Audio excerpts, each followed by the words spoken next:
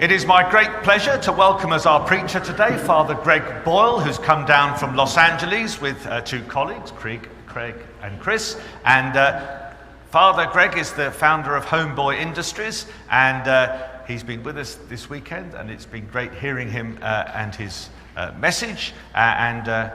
We look forward to hearing from you again now, Father Greg. Thank you very much. Well, thank you for your hospitality. I hate to give the choir my back, but I don't know how else to do this. But it's been great to be here and at Bishop School on Friday, and to be joined by Chris and Gregorio, who work at Homeboy Industries.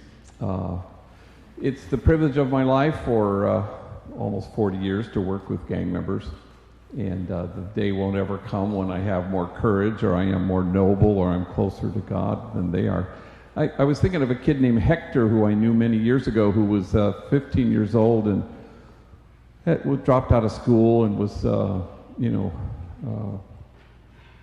working at Homeboy and trying to, I think, inhabit the truth of who he was and his dignity and his nobility. And he came into my office and he was trying his hand at small talk, and he said, oh, by the way, I ran into a man who attended one of your talks once. I said, really? He goes, yes. He found your talk rather monotonous. Oh my gosh, really? And he says, well, no, actually that didn't happen, but I need practice using bigger words. So I encouraged him to practice on somebody else. This is my son, listen to him. And so we want to kind of listen and live as though the truth were true and put first things recognizably first. We want to take seriously what Jesus took seriously, and fortunately for us, there are only 4 things. They're big, only 4. Inclusion, nonviolence, unconditional loving kindness, and compassionate acceptance. This is my beloved son. Listen to him. So the goal in God's dream come true is that we create a community of kinship such that God, in fact, might recognize it. Where there is no us and them, there's just us. Where there is no daylight that separates us. All of us were born into this world wanting the same things. We're all naked under our clothes. We're human beings, and so we happen to share the same last name. Beings. And so we want to create this community of beloved belonging. The great John Lewis says we all live in the same house. He doesn't say, well, some live in the basement and some live on the 3rd floor. He says we all live in the same house. It's not aspirational. One day we might all live in the same house. No. It's the same message as Jesus. Kinship, connection. It's God's dream come true that we be one. So we've seen the enemy, and it's not each other. It's that which keeps us enemies with each other. And Homeboy Industries wants to be the front porch of the house everybody lives in. And it's been the privilege of my life to be connected to that for now 34 years as an organization. Thousands of gang members walk into our place, which is now the largest gang intervention rehab reentry program on the planet. And they come and they want to reimagine their lives. And they want to leave behind the stuff that holds them back where they've been stuck. And they want to transform their pain so they don't have to transmit it anymore. So we have 10 businesses, enterprises, a bakery, cafe. We have a restaurant at LAX airport. We have a diner at the only place you can get food at City Hall in Los Angeles, a electronic recycling center. And so enemy rival gang members work side by side with each other, and we want to approximate what God's dream come true might look like where we stand against forgetting that we belong to each other, where we obliterate once and for all the illusion that we are separate. One of our businesses that's been around for like 27 years is our Homeboy silkscreen and embroidery factory. And thousands and thousands of rival enemy gang members have worked there over the years. And you know, we do high quality work, reasonably priced, and we UPS to La Jolla.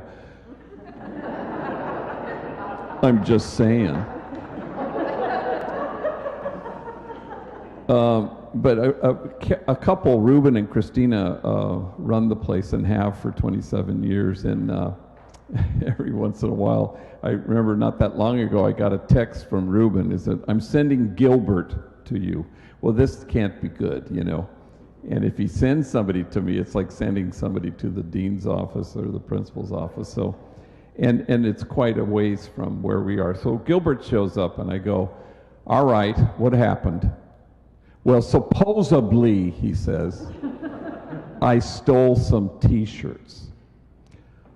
I said, well, did you? He goes, well, yeah, but it was only 3 T-shirts. There were thousands of them. I go, oh, let me see if I got this right. So I need a car, and so I go to a car dealer, and they have 1,000 cars. I take 1 car. It's not exactly stealing because, you know, there are 1,000 of them. And he looks at me and he says, exactly. Well, the two of us, it just sort of floated in the air, and at Homeboy, we always say we laugh from the stomach there, and the two of us nearly fell out of our chair. And there was no daylight that separates us. There was no us and them, there's just us. This is my beloved son, listen to him. And so we roll up our sleeves. The prophet Habakkuk writes, for the vision still has its time, presses on to fulfillment, and it will not disappoint. And if it delays, wait for it. And we don't wait by folding our arms and standing there. We roll up our sleeves. And we try to build and nurture and cherish each other into this community of kinship such that God might recognize it.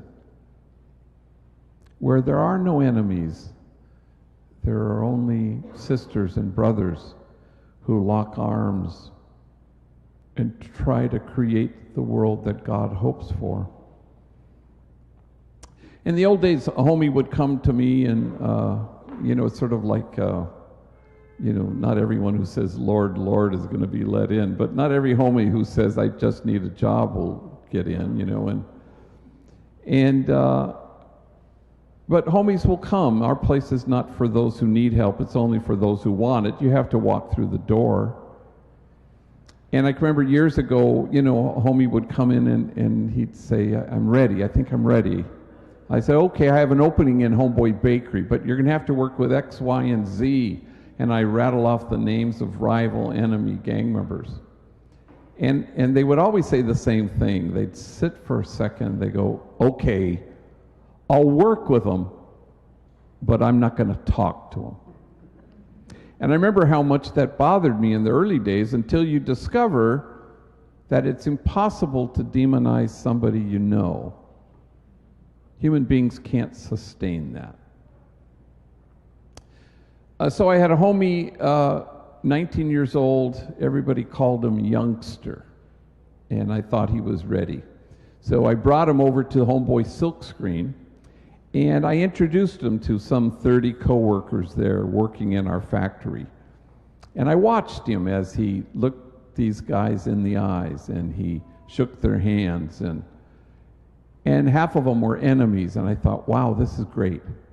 Until he gets to the last guy who seems to be wanting to avoid this encounter altogether, a kid named Puppet. And when Puppet and Youngster are in each other's vicinity, they mumble something. They stare at their shoes. They don't shake hands. well, I know they're enemies because I know what gangs they're from, but they just, he just shook hands with a whole bunch of other enemies, and I find out later that this was a hatred that was really quite personal and quite deep, and they seemed to not to be able to get beyond this animosity, and so I kind of sensed that much at the moment. I said, look, if you can't hang working with each other, let me know. I got a bunch of people who want this job. And they don't say a word.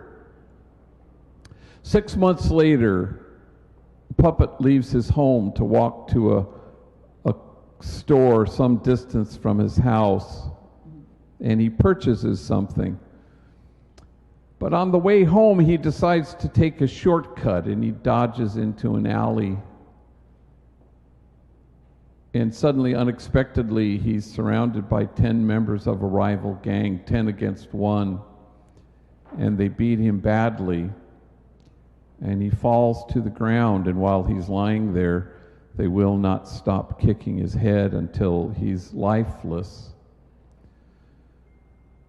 And somebody finds his body and takes him to White Memorial Hospital, where he's declared effectively brain dead.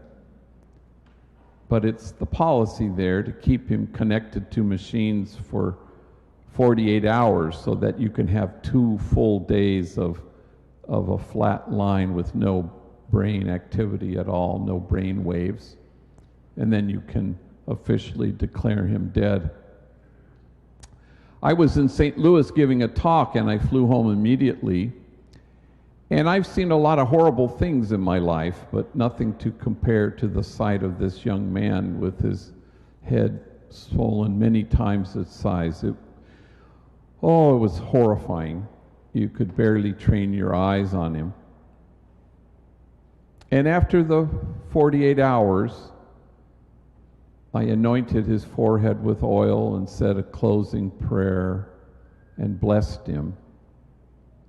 And then we disconnected him. And a week later, I buried him. But in the first 24 hours, while he was lying there beaten in the hospital, I was in my office alone, and I get a phone call. And it's from Puppet's coworker, Youngster. And he says, hey, that's messed up about what happened to Puppet. I said, yeah, it is. And then with a certain kind of eagerness, he said, is there anything I could do? Can I give him my blood? And we both fall silent under the weight of it, until finally he broke the silence, choking back his tears, and he said with great deliberation, he was not my enemy. He was my friend. We worked together. Now, can I say that always happens at Homeboy Industries? Of course it does. Any exceptions?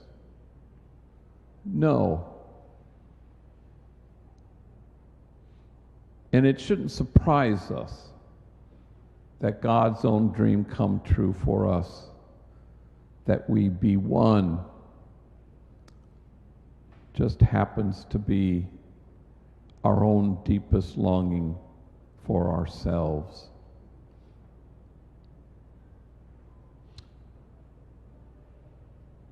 Because we were all born wanting the same things, and we're all naked under our clothes.